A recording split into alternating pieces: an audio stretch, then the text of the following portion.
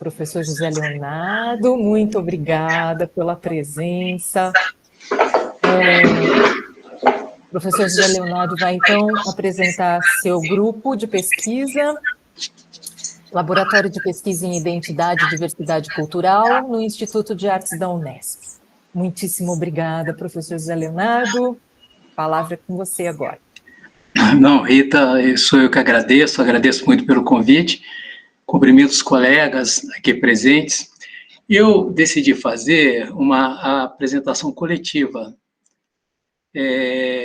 justamente desse grupo. Por isso eu convidei 3 participantes, 3 doutorandos ilustres, que também já foram professores e são professores aqui do Instituto de Artes, que é a Bárbara Passot, o Marco Baena e o Antônio Luceni, tá certo? Eu quero dizer que nós vamos fazer essa apresentação coletiva, mas que nós não vamos ultrapassar o tempo que nos é devido, tá bom? Não se preocupem, nós vamos ficar aí dentro aí dos 15 minutos. Bom, eu vou fazer um resumo do objeto no interior do qual esse grupo foi sendo constituído. E começou comigo, com uma preocupação de ordem teórica, eu vou falar na teoria, mais lá na frente eu vou falar em alguma coisa prática.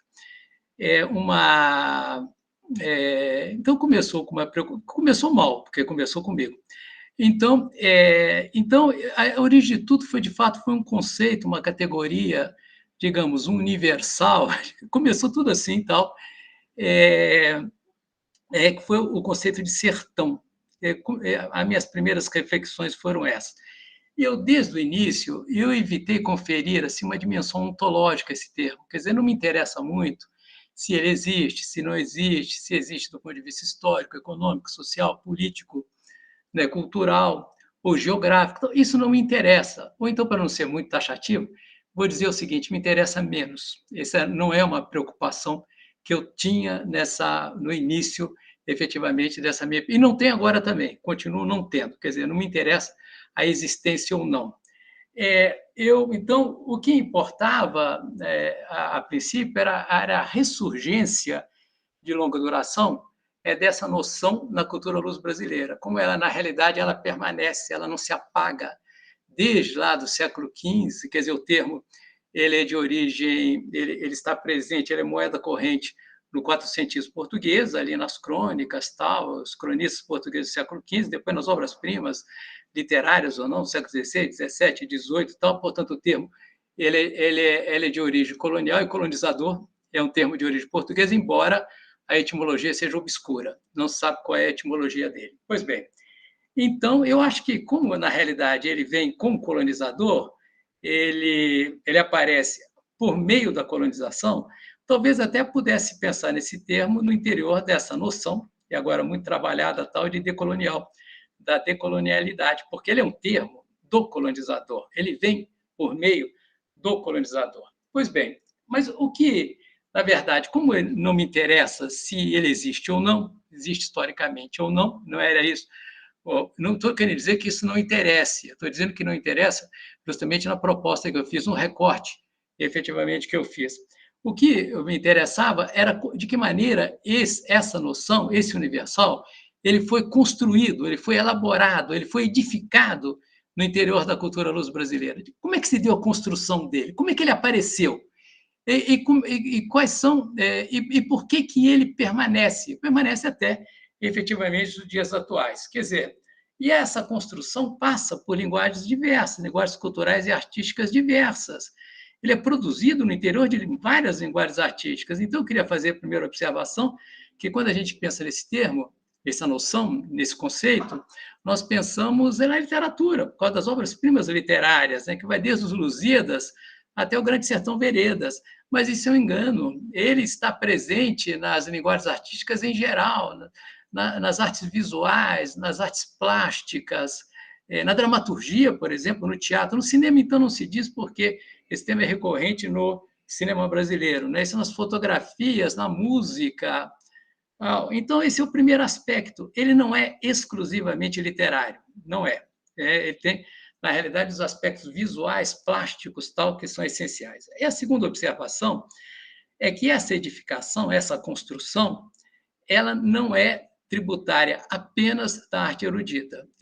Seguramente da arte erudita, tal, que nós sabemos, acabamos de citar aqui alguns livros, tal, mesmo a música do Villa-Lobos, por exemplo, é um tema recorrente, Villa-Lobos, tal, inclusive nas baquianas, mas ela não é exclusiva da arte erudita, mas também da arte popular, tá certo? Das músicas, sei lá, das danças, do cordel, né, da cerâmica, do folclore, entre aspas, já que esse termo atualmente é muito discutido. Né? Então, é tanto da cultura erudita quanto da cultura popular.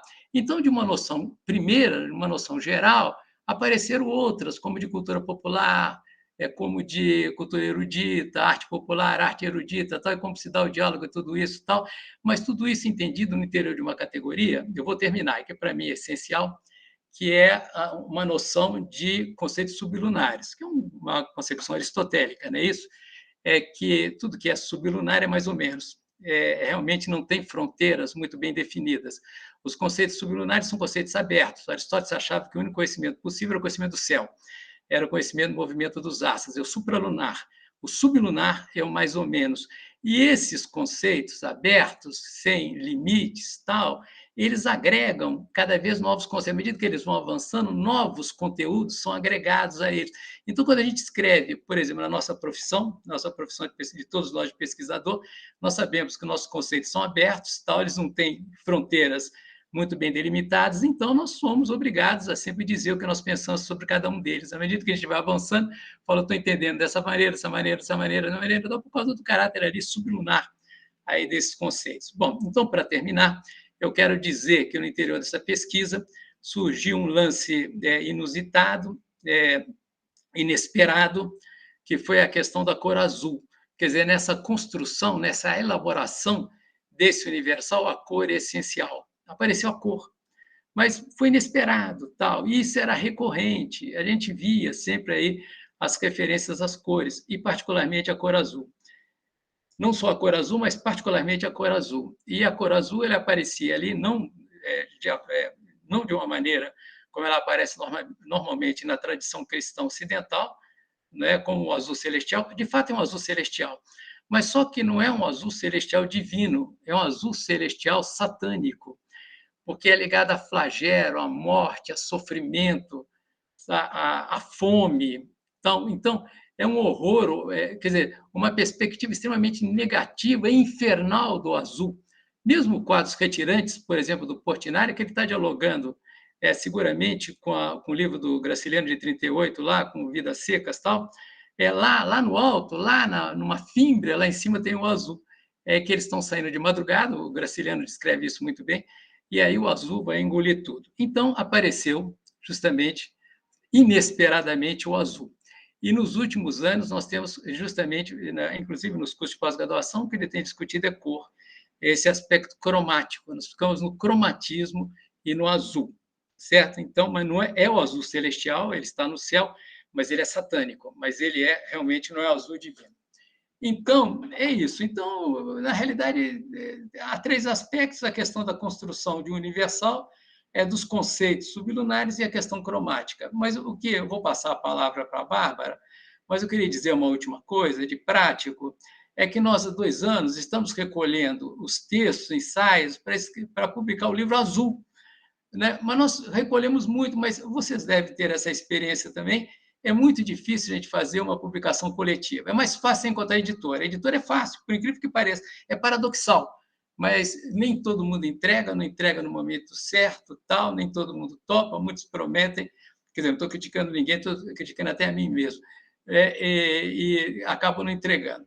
Tá certo? Mas esse ano, seguramente, eu estou convidando pessoas da USP, da Unicamp, e vamos ver se esse ano a gente manda pelo menos para a editora e sai o ano que vem. Então, isso vai ser o caráter prático, tal. O livro azul vai ser sobre o azul, tá legal? Então, é isso. Então, os textos dos colegas, das pessoas que fizeram os cursos de pós, nós temos alguns, mas faltam muitos, mas esse ano a gente vai resolver. Pois bem, não sei se eu me estendi, então agora vou passar a palavra para a Bárbara Passou, tá bom? Depois para o Marco Baena, depois para o Antônio Luceli, tá bom? São 3 professores do IA e doutorandos ilustres aqui do programa. Tá? Obrigado. Oi, gente, boa tarde, boas-vindas para quem está chegando. Queria dizer que eu gostei muito da forma como o Zé Léo propôs que a gente apresentasse, porque dá para ver que o grupo de pesquisa é bastante amplo, mas a gente sempre acaba encontrando conversas entre as nossas pesquisas. Então, ontem nós quatro a gente estava conversando e foi uma conversa de, não sei, 30 minutos já muito produtiva. Então, é bem legal que a gente tenha esse espaço para expor aqui.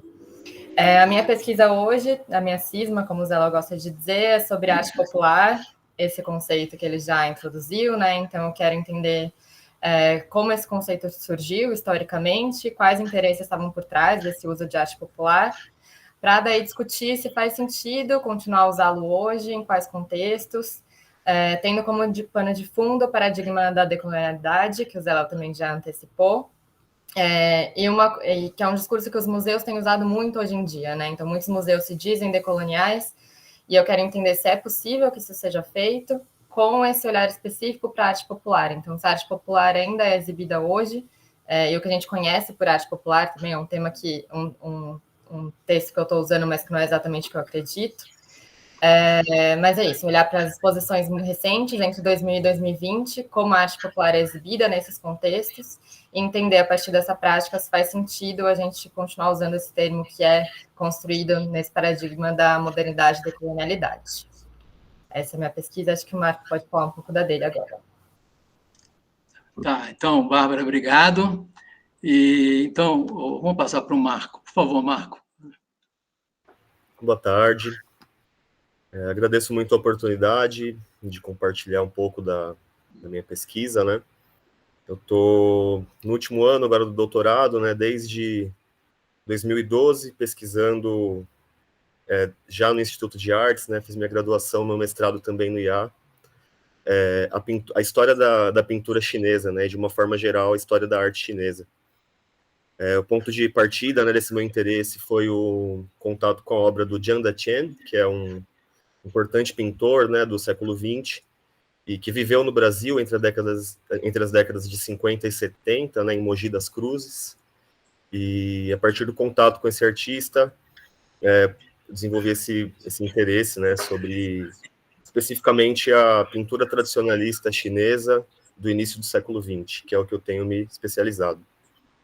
Então, eu acho que é muito interessante pensar como, né, agradecer também o professor José Leonardo e os colegas do IA, do LabDIC, pela possibilidade de pesquisar um tema que, de certa forma, ainda é pouco estudado na universidade, né, e talvez se desvie até um pouco das linhas de pesquisa, mas eu acho que o IA sempre teve essa abertura para perspectivas não eurocêntricas, decoloniais, né, na história da arte. Eu acabei indo por esse caminho também, né. Eu lembro que quando entrei no IA em 2011, eu vi uma exposição na Pinacoteca, uma exposição premiada, que foi 6 séculos de pintura chinesa, né, uma grande exposição de pintura tradicionalista chinesa, e aquilo foi um ponto de partida. Culminou também com o contrato que foi firmado entre o IA, entre a Unesp e o Instituto Confúcio no mesmo ano, né, então eu entrei no IA em um ano ali que a China estava muito mais presente no IA, né.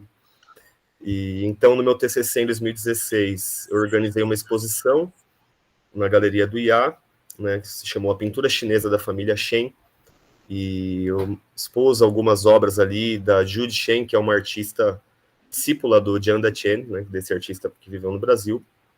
No mestrado, estudei a obra desse artista com recorte na pintura de paisagem, e a pintura de paisagem dele envolve também descrições literárias, poéticas, né, da paisagem. Existe uma pintura de paisagem que dialoga com uma poesia de paisagem, e as duas são intrinsecamente ali ligadas, né, e aí eu também cito as aulas do Omar, que foram muito importantes, né, eu gostei muito de ouvir a fala do Omar agora há pouco também.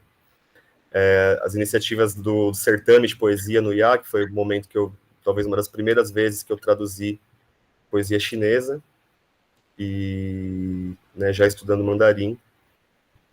E aí foi, acho que, um incentivo que me permitiu também abordar a poesia, né, a literatura, e de uma certa forma o professor Leonardo também tem esse diálogo com a literatura e as artes visuais, né.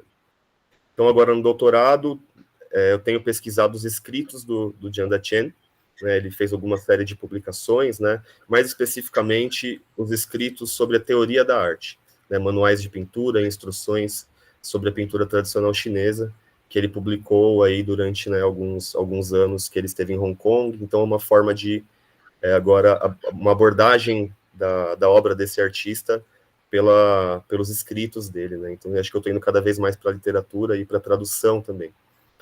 E é isso, resumindo, né, o Shang, ele tem um trabalho também que, em contraste a uma pintura monocromática chinesa, que seria considerada uma pintura erudita, né, ele, como foi um monge budista, ele acrescentou uma paleta multicolorida, né, nas pinturas dele, na qual se destaca especificamente o azul, né, do pigmento azurita. Então, a obra desse artista também caminha para o azul e também traz questões entre o que é arte erudita, o que é arte popular, né, o que seria uma arte de ofício, religiosa.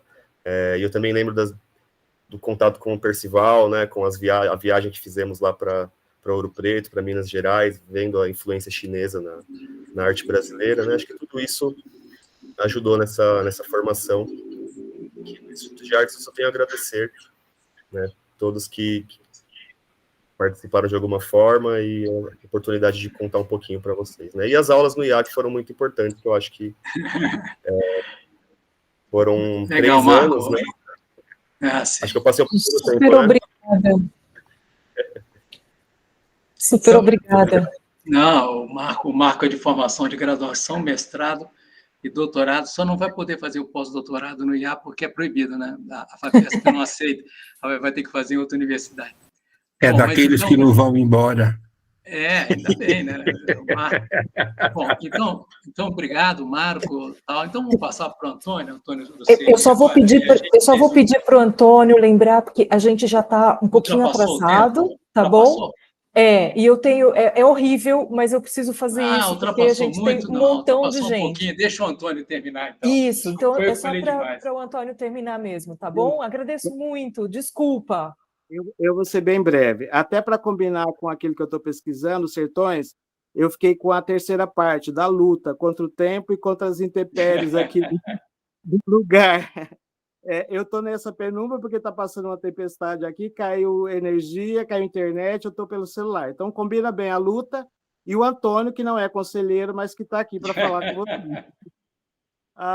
Enfim, o meu trabalho, você já deve ter percebido, é a partir dos Sertões, né? Num diálogo com um ilustrador chamado Poti Lazarotto, né? O Poti Lazarotto foi um ilustrador e pintor, muralista, mais conhecido, inclusive, pelos murais dele curitibano, e entre as muitas obras importantes, de escritores importantes que ele ilustrou, tanto capa quanto ilustrações internas, a do Euclides da Cunha foi uma delas, né? Então, eu estou pesquisando especificamente as ilustrações que ele fez para a edição dos 100 bibliófilos do Brasil e buscando, a partir desse diálogo entre literatura e artes visuais, propor ou investigar e perceber o quanto a nossa visão de sertão é ampliada, aumentada, atualizada, refutada e tudo mais. Eu ainda estou no começo da escrita, eu estava até o momento participando de disciplinas e tudo mais, mas, apesar disso, eu já apresentei 3 trabalhos referentes ao tema, em 3 congressos diferentes, entre os quais um em Ouro Preto, num congresso internacional, um ensaio apresentado na disciplina do Percival, relacionando os sertões do Portinari à obra, e tudo mais. Eu acho que é isso, para eu não me estender mais e complicar mais o olhar. Desculpa, legal, gente, Antônio, obrigado. Desculpa, Rita, a gente passou, imagina. Obrigado pelo convite, tá? Imagina, a gente agradece imensamente, é que a gente precisa fazer mais dias ainda, mais dias. É isso que a gente precisa. Eu quero agradecer demais, Zé Leonardo, muito obrigada. Ter a Bárbara aqui, para mim, é um prazer, enfim, companheiraça de trabalho maravilhosa, e muito prazer em conhecer Antônio. Marco, já cruzei por aí também, fico muito feliz que você esteja aqui. Linda apresentação, muito obrigada mesmo. É pena que a gente está com tempo curto, muito, mas obrigada.